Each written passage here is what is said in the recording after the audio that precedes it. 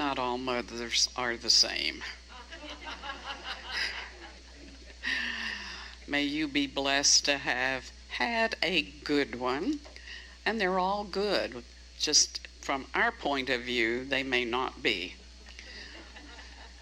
I can imagine, since I never had children, I could not have children. So I can only imagine, but I have quite the imagination. What if one day you find out you're pregnant? Oh my gosh. There's a life inside of me. Long before there were all the parental support groups and self-help books and this and that, all you had to go on was what you observed in the people around you and what you experienced. And the Bible kind of refers to this, and maybe in a negative way, like the sins of the father are visited upon generation after generation after generation. Well, father, mother, they're the same, basically. So you can be nervous. What do I do? How do I do? And if I don't have a good mother standing next to me, coaching me, telling me what I need to be mindful of, I could be in a state of fear, which is certainly not good for the fetus to grow up in an anxious environment. So I ran across this poem I want to share with you. Incidentally, this book, you can see how worn it is, belonged to my Aunt Helen. It was a gift to her, Christmas 1963. From some of her co-workers. At that time, I lived with her and my grandmother. I latched onto this book. I memorized it. I carried it, and I could overhear her say, well, it was my book once upon a time. And I've still got it. Best loved poems of the American people. And this is called The Modern Baby. The hand that rocks the cradle, but there is no such hand. It is bad to rock the baby, they would have us understand. So the cradle's but a relic of the former foolish days, when mothers reared their children in unscientific ways. When they joust them and they bounce them, these poor dwarfs of long ago, the Washington and Jeffersons and Adamses, you know. They warn us that the baby will possess a muddled brain. If we dandle him or rock him, we must carefully refrain. He must lie in one position, never swayed and never swung, or his chance to grow to greatness will be blasted while he's young. Ah, to think how they were ruined by their mothers long ago, the Franklins and the Putnams and the Hamiltons, you know. Then we must feed the baby by the schedule that is made, and the food that he is given must be measured out or weighed. He may bellow to inform us that he isn't satisfied, but he couldn't grow to greatness if his wants were all supplied. Think how foolish nursing stunted those poor weaklings long ago, the Shakespeares and the Luthers and the Bonapartes, you know. We are given a great mission. We are here today on earth to bring forth a race of giants and to guard them from their birth, to insist upon their freedom from the rocking that was bad for our parents and their parents, scrambling all the brains they had. Ah, if they'd been fed by schedule, would they have been stunted so? The Websters and the Lincolns and the Roosevelts, you know. I thought that was funny.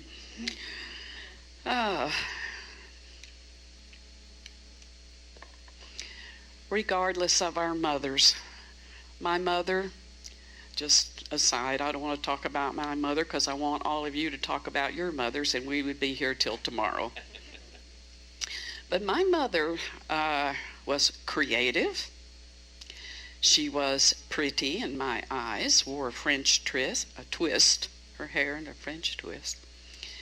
Liked to dance, liked to move the furniture. She missed her calling as an interior decorator, trust me on that one. The furniture got moved consistently. She was hilarious in my mind. I'd tell you some funny stuff, but it's not appropriate. I loved my mother. And as many of you know, my mother left the family when I was 13, and I didn't see her again until I was 19 and in college. That gave me a little bit to work on, right? And to work through to this day. But at least I have a greater understanding, and I have a great compassion for my mom. By the time she was 27, she had 4 kids. And that was her life, to be a mother. Got married when she was 18 to my dad, who had been in World War II and had seen the world and was quite the man. And it was quite the relationship, let me tell you. Anyway, my mom. My mom exists in everybody, because there's only one really good mother, and that's the Divine Mother. The Divine Mother. So I want to share with you that for the first time in years, I'm reading a fictional book. I read a lot, but this is fiction, and it's science fiction, and it's fascinating. In this story, there's something called a great intervention, and all the beings and other life forms contact Earth and say, you're ready now. We want to lift you up into the galactic milieu. But first we have some growing to do, right? We have the most potential of any race in the universe, but we're not there yet. So it's all about this process. It's quite believable, which is scary. This author's really good. Okay. Thursday afternoon, just so you know, Charlotte, sometime between 8 o'clock Wednesday night and when her neighbor found her the next morning, she suffered her stroke. So at some point there, we didn't learn about this until later in the day, Thursday.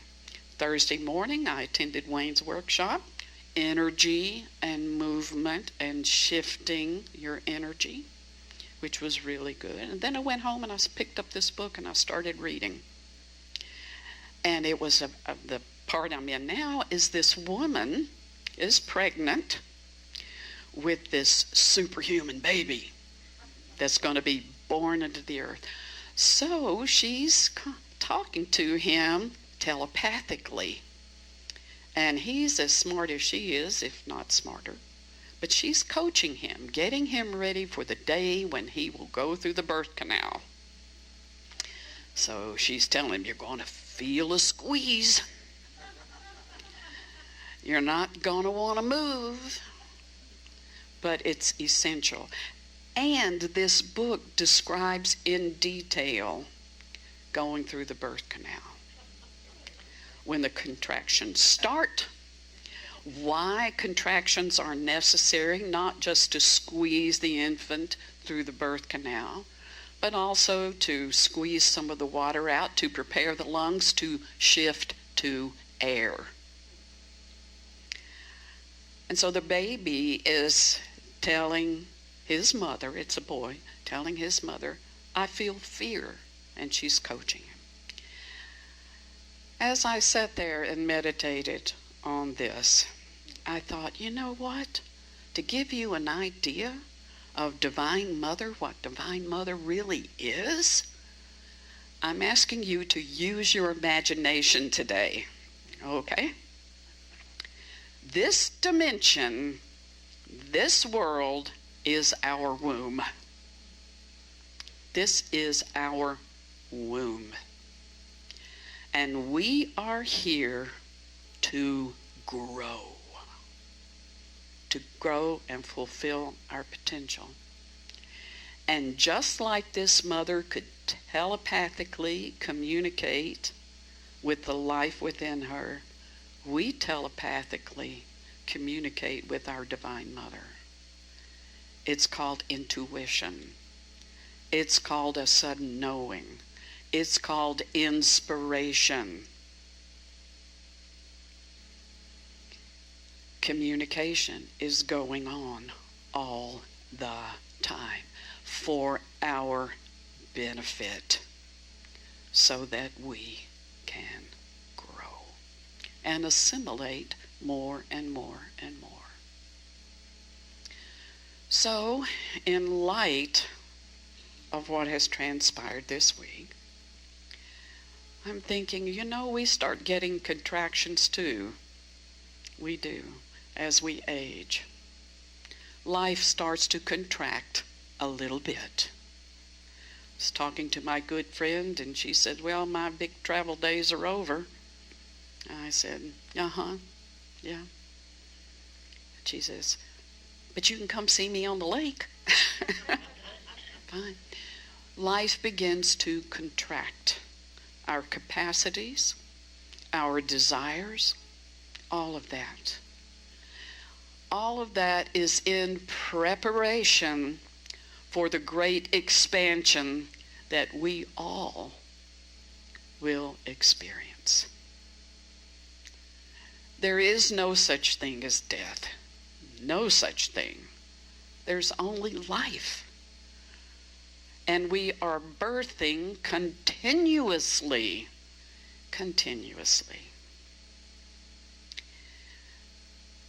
The Divine Mother carries the vibration of unconditional love. And it is out of this love that creation happens. Well, what about the Father, you say? Well, metaphysically, we look at the Father as the divine idea. The divine idea is the spark that gives impetus to creativity. And we are creating every moment. You may not think you're creating. Did you boil an egg this morning? That was a creation.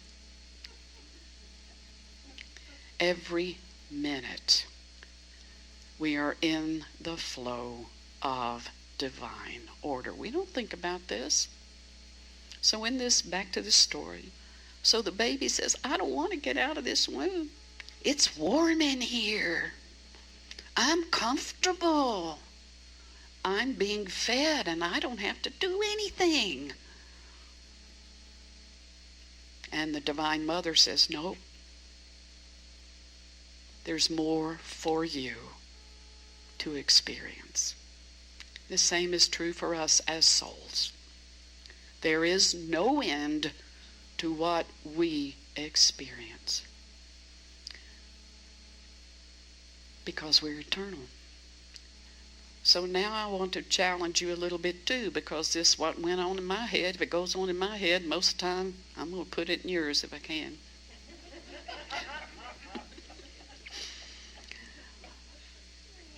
Picture us all here, and people say the secret to public speaking is to picture everybody naked. No. That's not true. But picture us all bodiless. Okay?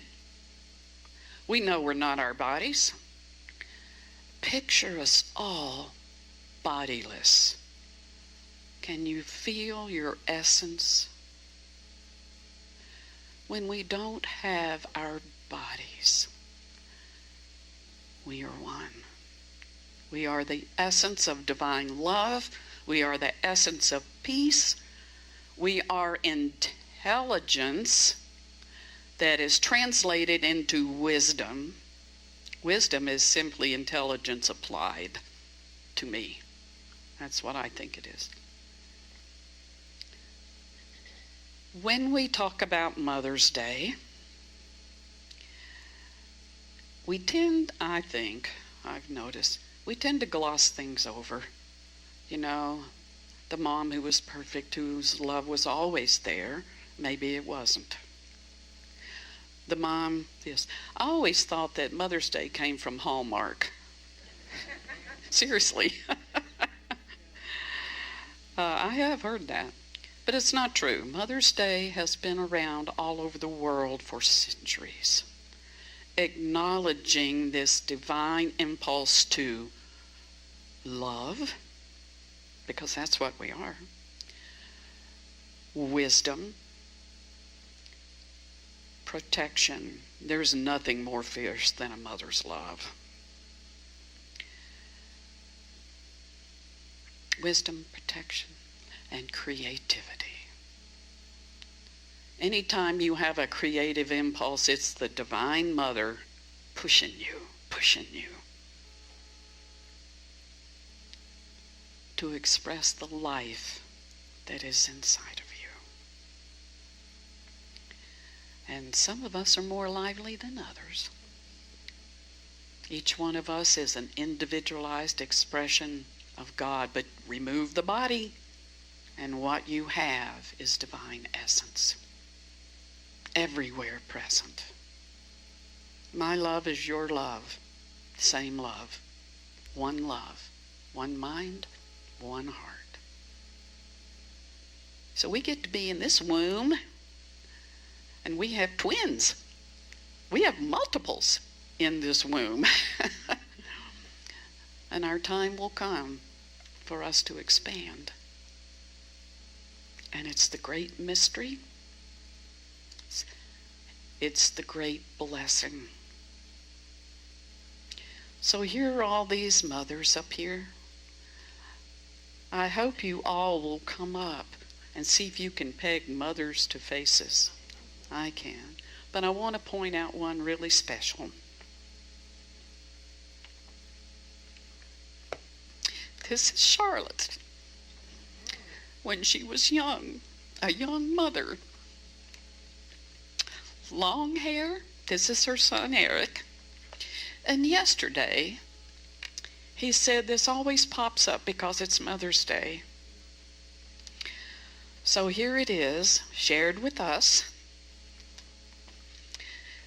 And I also want to point out something too. We know that our mothers mother us when we're young, take care of our needs, and see to it that our needs are met, the essential needs.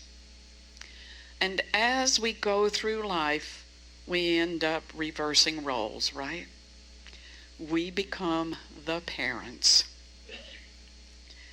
We become the ones who look after our parents most often, as they are birthed into their next experience in living, their next dimension, their next expansion. We become the mother. And so in a way, it's like infinity, right? Infinity.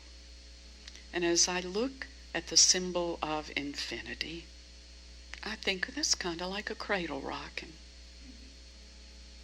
Kind of is. So don't let anybody tell you rocking a cradle is bad. It's a expression of love.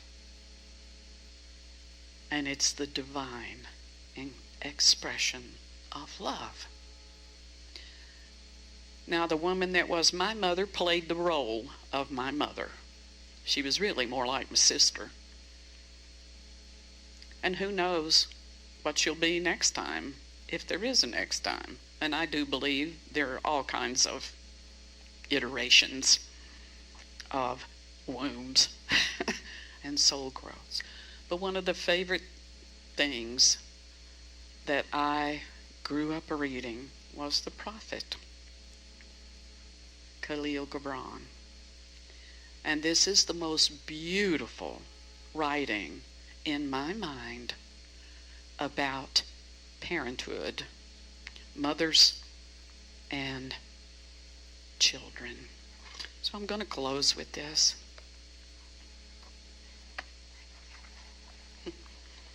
This little butterfly thing belonged to Joan Jennings. We have many mothers, and we are mothering many. And a woman who held a babe against her bosom said, "Speak to us of children." And he said, "Your children are not your children. They are the sons and daughters of life's longing for itself. Think nobodies. They come through you, but not from you. And though they are with you, yet they belong not to you. You may give them your love, but not your thoughts, for they have their own thoughts. You may house their bodies, but not their souls, for their souls dwell in the house of tomorrow, which you cannot visit, not even in your dreams. You may strive to be like them, but seek not to make them like you. For life goes not backward, nor tarries with yesterday. You are the bows from which your children as living arrows are sent forth. The archer seeks the mark upon the path of the infinite, and he bends you with his might, that his arrows may go swift and far. Let your bending be in the archer's hand, and it be for gladness. For even as he loves the arrow that flies, so he loves also the bow that is stable. Most of the poetry that I can cite by heart came from my mother, who sat by my bedside and recited from memory poem after poem after poem. I didn't get any of those modern children's book stuff, but I got exactly what my soul needed. And so it is for each one of us.